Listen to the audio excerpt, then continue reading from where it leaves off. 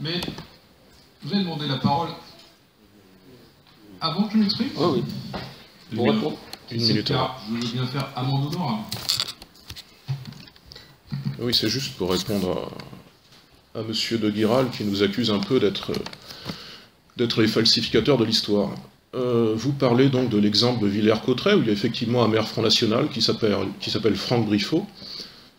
Il faut quand même se rappeler que Villers-Cotterêts, c'est aussi l'édit de Villers-Cotterêts qui consacre la langue française comme langue d'État et qui fait que nous pouvons protester en de très beaux textes, en des textes très poétiques, contre l'esclavage dans cette belle langue qu'est la langue française.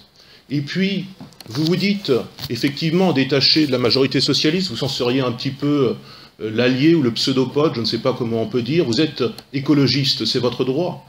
Et en cela, vous dites, nous ne sommes pas forcément solidaires de tous les choix de la majorité socialiste, nous ne sommes pas forcément solidaires de toutes les options du Parti socialiste. Et vous essayez de faire une falsification, une bonification en quelque sorte du rôle de ce qu'était le Parti socialiste durant la Deuxième Guerre mondiale, c'est-à-dire la section française de l'Internationale ouvrière, SFIO. Je voudrais simplement rappeler en 30 secondes, quelques secondes, que sur les 15 membres de la commission permanente du principal parti collaborationniste français, le Rassemblement national populaire, RNP, dirigé par un député SFIO, Marcel Déat, il y avait un homme de droite, un communiste, 13 élus ou militants SFIO. Cela se vérifie très facilement sur Internet. Au besoin, nous pouvons publier une nouvelle liste si vous le souhaitez. Et quant à leur chef, Marcel Déat, ça n'était pas tout à fait un vendeur de l'humanité. Ça n'était pas quelqu'un qui, comme ça, par hasard, aurait cotisé 2 ou 3 mois à la SFIO. Cet homme-là appelait à ce qu'il se constitue en France des camps de concentration. Essayez de vous en rappeler avant de nous faire la leçon, s'il vous plaît, monsieur. Monsieur Perrin a demandé la parole. Comme quoi, l'amélioration sur la culture. Sans écart, je suis désolé, mais on parle de rappel historique.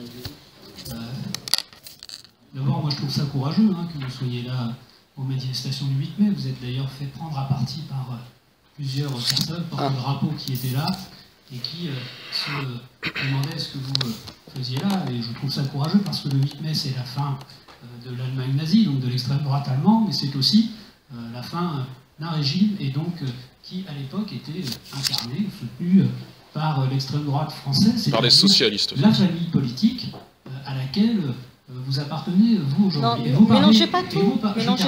Et vous parlez de l'attitude... Le Front National de Mitterrand n'est pas là par hasard.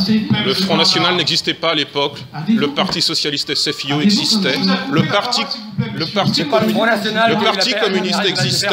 Parti communiste existait. Il a soutenu le pacte germano-soviétique. Donc cessez les leçons. S'il vous plaît, monsieur. Vous avez écouté tout à l'heure. Rappelez-vous ce qui est écrit dans votre petit guide.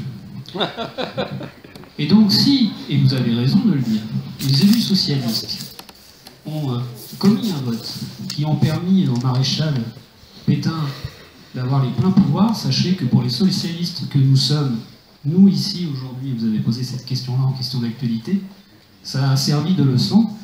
Et ne rêvez pas, si dans un pareil contexte, des socialistes devaient être amenés à se prononcer sur le destin national de tel ou tel représentant de l'extrême droite française aujourd'hui, tel Marine Le Pen, eh bien la leçon a été retenue et jamais leur suffrage n'irait vers elle ni vers ces mouvements d'extrême droite.